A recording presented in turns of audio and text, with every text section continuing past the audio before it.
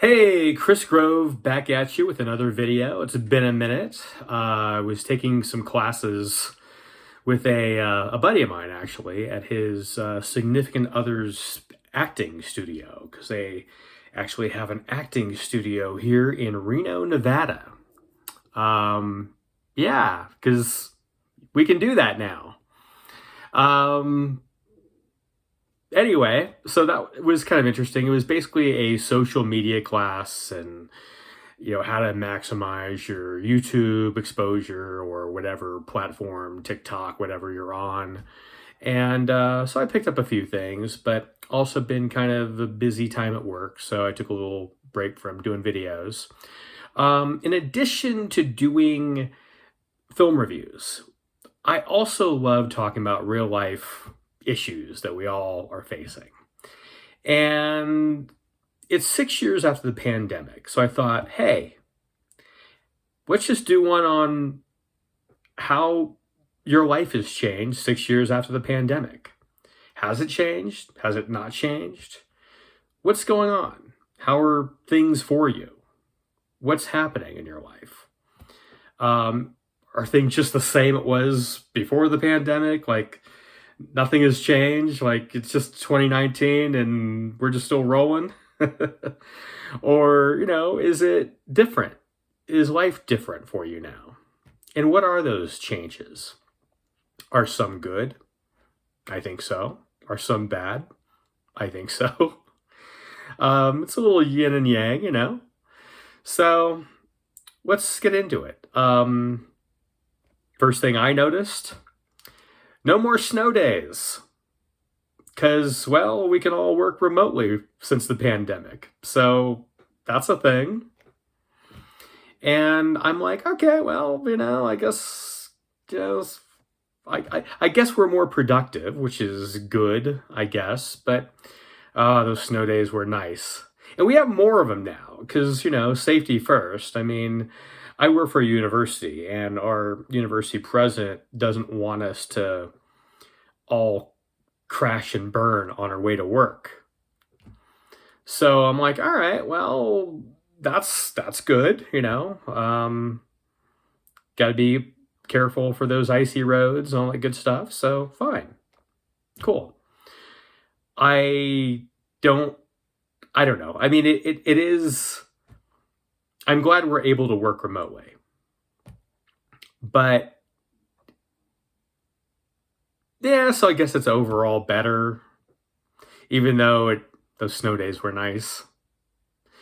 But at least it's like we're not expected to just come into the office, when it's just a total hailstorm out there or snowstorm. So yeah, I mean, that's a good thing. What are other things? Did you go through a breakup during the pandemic? I did. Was it your idea? Mine wasn't. Did you want to break up? Did you not want to break up? How did it affect you? How did it affect your life? I don't know. I don't think that, I think we all had, for those of us that did break up, well, actually, first of all, for those people that survived, for those relationships that survived the pandemic, congratulations. Kudos to you, definitely. But for those that didn't, did you learn anything? I did. Did you learn anything about yourself? I did. Were you able to take accountability for your actions? Were you able to apologize? Will your ex talk to you? Mine won't at the present time. She did get back to me via text initially, but then she kind of stopped. And occasionally I would share things with her that she might get a kick out of, whether it's a video or I might have an aha moment that I would share with her, and nothing, crickets. So I'm like, all right, well, I'm not going to do that anymore, because I don't want to be a weirdo or anything. So, and I did send her a video, and I mentioned that before, and it was just a video for her and just apologizing for things. And when you take accountability for things, like I think I said in a previous video, you also get to take accountability for the good things you did too. I mean, most of us are not all bad. Sometimes we make mistakes. Sometimes we are complete assholes. Um, but she was with me for 9 years, a little over 9 years, actually. So I must have been doing some things right. And I'm at peace with that. I'm cool. Do I miss her? Yeah, I do. You know, she was a very equal partner in my life. And it makes me appreciate being with a woman who's kind of an equal partner. I don't know. I feel like as a man out there in the dating market, there are a lot of women out there that expect a man to save them. Well, sometimes us dudes need saving too. We need to be swept off our feet from time to time. Um, I mean, wouldn't it be great if a woman just came up and just scooped you up and climbed the top of the Empire State Building with you, and you could just sit there, and just catch airplanes together? Well, that's my fantasy anyway. I'm kind of joking, sort of, but you get the point. It'd be nice. And women do approach men. I've seen women approach men. I've been approached before. And in fact, if a woman wants to be with a man, she will be like, hey, you, me, together now. And you're like, oh, okay. At least that's how I was. So that's something that we can do as people. So ladies, don't be afraid to approach men out there. We love it. We love being approached. It's great. Yeah. So dating is weird, especially after 50, and I could do a whole video on that.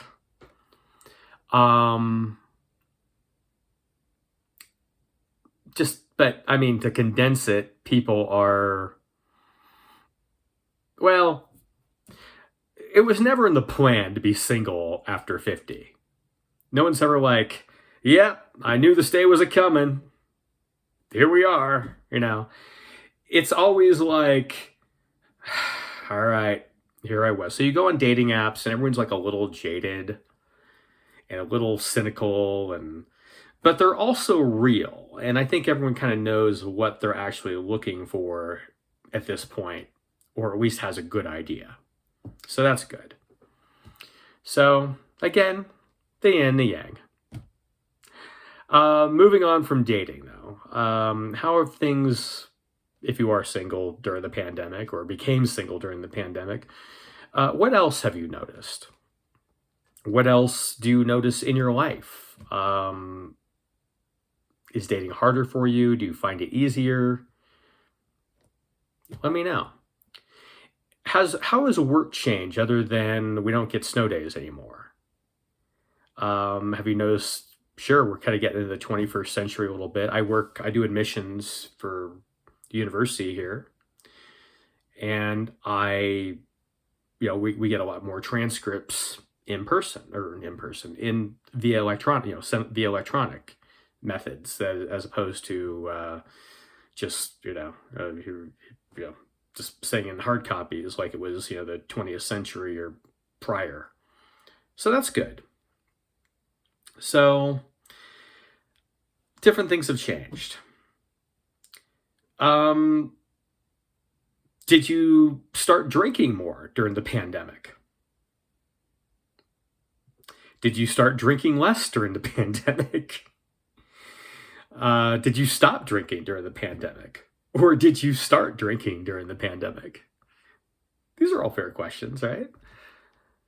As a guy who's had some issues with alcohol, I can tell you that it sort of fluctuated with me.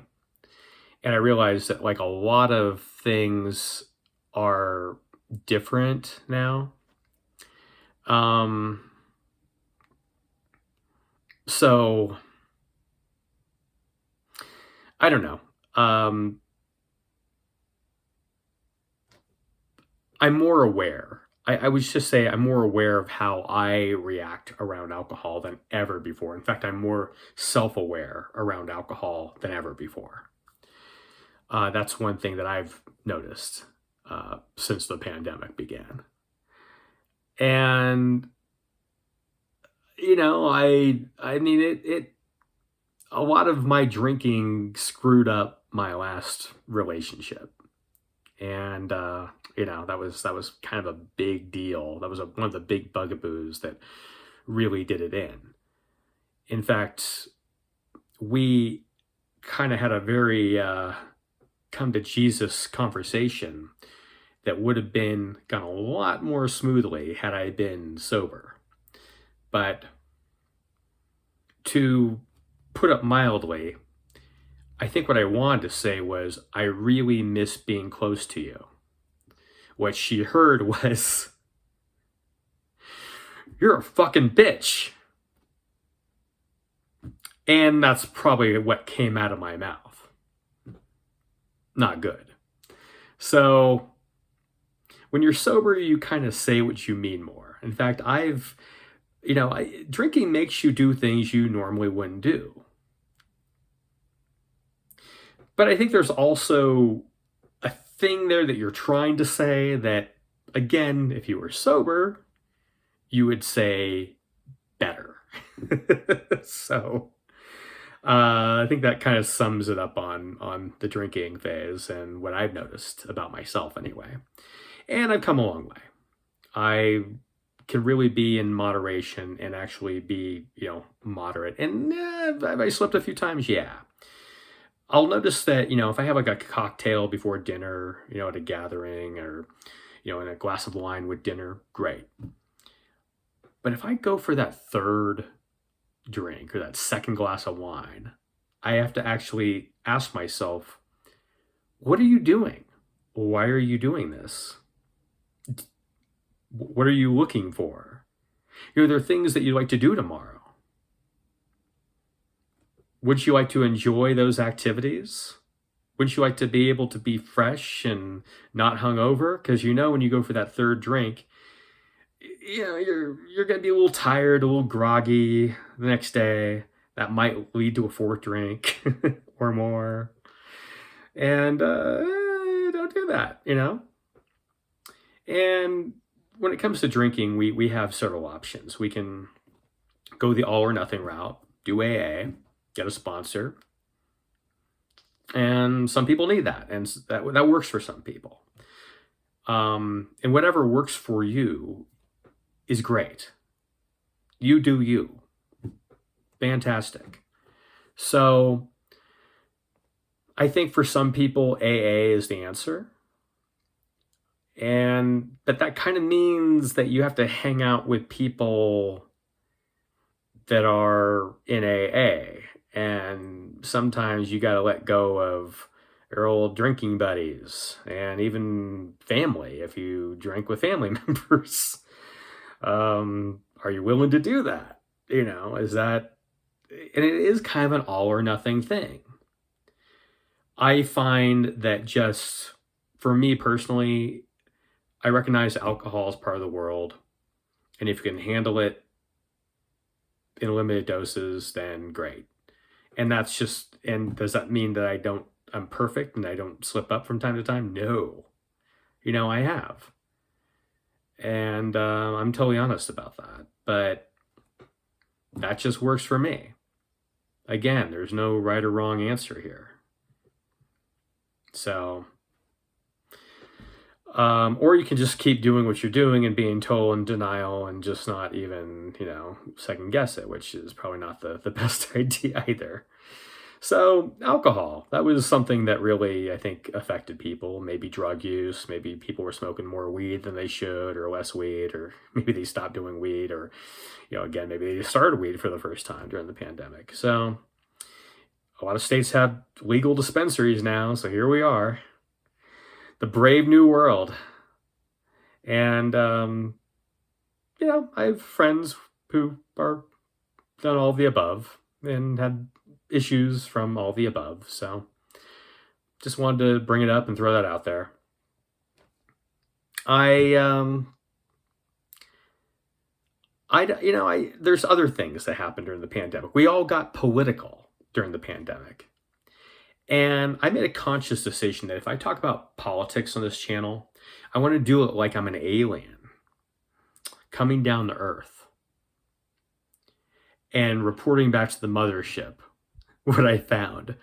Because I don't want to just speak in my own bubble or in my own echo chamber. I want to be like, I want to be challenged. I like talking to other people about that are across the aisle. I have friends that are on the other side of the aisle.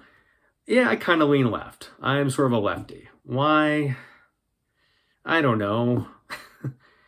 It used to be that was the party that cared about people and not ideologies or agendas. I'm not sure if that's true anymore, but it was, and I think it still is.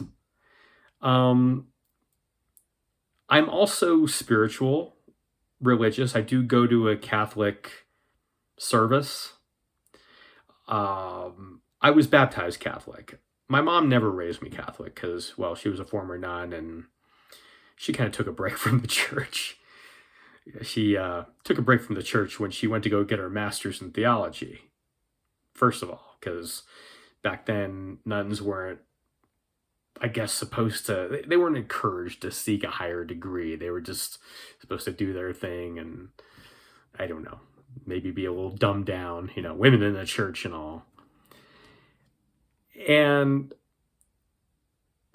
anyway, so since the pandemic, we've been doing this Zoom meeting. And there's people from out of town, there's people from Canada that join us now and other things. And I know it sounds like a cult. Some people would say we are a cult. But we don't have our actual priest anymore because he took issue with certain things that we were doing. And we're still friends. He's a great guy. I'm actually having dinner with him tonight, as a matter of fact. But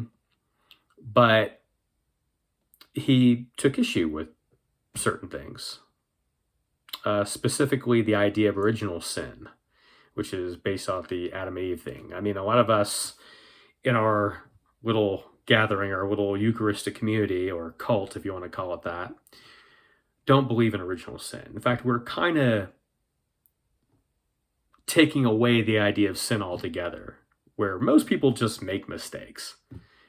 Like, there are a few very all or nothing evil people out there. Like, there are very few people that are just 100% evil and 100% good. Most of us are kind of in the middle of, most of us are good, but we make mistakes. I'll just put it that way. And the idea of sin is kind of hardcore, especially depending on what the sin is and who it affects. If it's a little faux pas, is that really a sin? I don't know. So things to think about. And by the way, I'm not trying to press any type of ideology. I'm just explaining mine. And so this is something that I did during the pandemic. So anyone else start going back to church during the pandemic or start up a Eucharistic Zoom community? Let me know. Let me know in the comments section. So politics everything became political during the pandemic. Remember Fauci? Whatever happened to him? Anyway, I remember he was like a hero. He was a hero to everyone for a while. And then people started kind of questioning certain things, and the gain of function research thing happened. And anyway, I don't know, but I don't know. How did it become political? Like, I guess because everything becomes political in this day and age. And I think the pandemic was one thing to kind of keep us more divided, or it I don't think it was set out to divide us, but it definitely divided us somehow. Because people still don't agree on mask mandates back then that were enforced, or vaccine mandates and all that stuff. My whole thing was, you want to get the vax? Great. You want to wear a mask? Great. Do whatever you want to do. But it's like, well, you got to do it too. And you got to, and I did. I complied because we were all doing it. I didn't want to rock the boat or look like I wasn't, I was anti-science or something, no one wants to be anti-science. Good Lord. Anti-science? Hell no. So, we all complied, most of us, and some people rocked the boat, and some people tried to say, well, you're insane, and you're not going with the program, and you're not doing what you should be doing, and you shouldn't be doing what you're not doing what you're told. And one thing for me that always kind of got to me was, it was kind of our side of the aisle at the time that was telling people, you got to comply or else. And we're not the compliance. The left side of the aisle is not the compliance crowd. But we were the compliance crowd on this thing. And I'm like, why? Why were we? Come on, and of course, you got people on the right saying, well, my body, my choice, like it's the abortion argument, which, and again, this is a public health issue, so that argument doesn't really fly with this. So you had both sides just, going after each other. And how did it affect you during that time? Did your political ideology change? Did you think, well, wow, I believe in this because all this happened? Did you switch parties during the pandemic? Did you double down on your own party? Do you absolutely, can you not stand the other side? Whether it's family or friends, are there certain family and friends that are certain friends you don't have anymore because of politics? Are there certain family members you don't talk to anymore because of politics? How can you heal? Because I think it is important to heal. Don't you? Really? I mean, do you enjoy being adversarial? I'm not here to lecture. I'm just saying, do you enjoy being adversarial? Or do you want to understand the other person? Because where I'm coming from is I always want to understand what the other side is saying. And I have friends on the other side of the aisle, and we're still friends. Why? Because I listen to them and even agree on certain things. I'm like, you got a point there. And they listen to me, and they'll be like, hey, you got a point there. So it works. Just be kind and listen to each other. That's all. Or just keep on doing what you're doing. I don't know. Whatever you want to do. Whatever works for you. But I just don't understand how being adversarial and not talking to people and shunning people works for most people. I feel like that breeds more loathing and anxiety and all that crap into your life. And do you really need that? Do you really want that? Again, this wasn't supposed to be a lecture. I'm just talking that's my truth. Oh God, there's the phrase, my truth. Yeah, that's how I perceive things to be.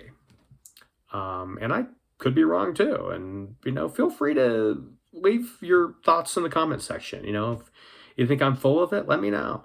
If you think I got a point, let me know. If you are kind of neutral and don't really know, let me know. I'm interested. I'm interested to know what everyone thinks. And again, I'm interested in diverse opinions. Because diverse opinions are part of diversity in my view. It's not just what skin color and, who your parents were. It's all about who people are and what people think and believe. That's part of diversity also. So, anyway, again, life isn't a problem to be solved. It's a mystery to be lived. So live it.